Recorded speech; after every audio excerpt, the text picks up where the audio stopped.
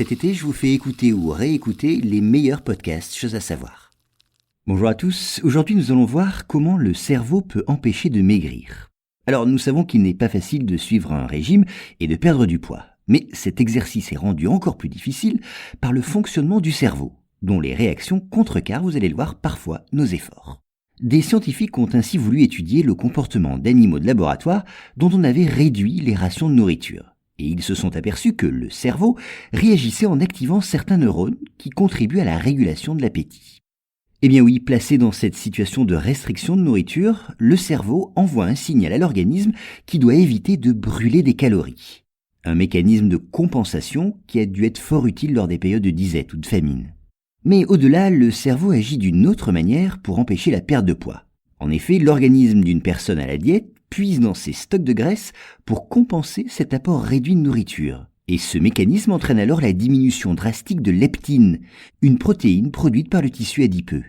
Et cela, c'est un véritable message d'alerte pour le cerveau.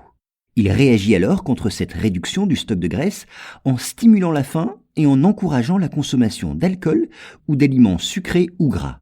Enfin, le cerveau répond aux signaux envoyés par l'organisme d'une personne stressée ou angoissée par un encouragement à manger davantage, en consommant de préférence des aliments procurant du bien-être. Et encore, c'est-à-dire des aliments gras ou sucrés. Donc vous l'avez compris, programmé pour nous empêcher de trop souffrir de la faim, le cerveau s'emploie dans le même temps à nous empêcher de perdre du poids. Alors la question est bien sûr, est-il possible de lutter contre ce mécanisme physiologique ? Bon, d'abord, il convient d'accepter et d'apprivoiser cette sensation de faim qui accompagne tout régime alimentaire, à son début au moins. Et puis ensuite, il faut choisir une alimentation adaptée. Vous devez donc privilégier ainsi les aliments qui donnent une impression de satiété sans pour autant augmenter le nombre de calories. C'est notamment le cas du poisson, de la viande, des crudités ou encore des lentilles. Et puis la pratique d'un exercice physique régulier peut aussi contribuer à une perte de poids modérée, à condition toutefois de ne pas compenser ce surcroît d'effort par une alimentation plus copieuse, ce qui est un réflexe normal.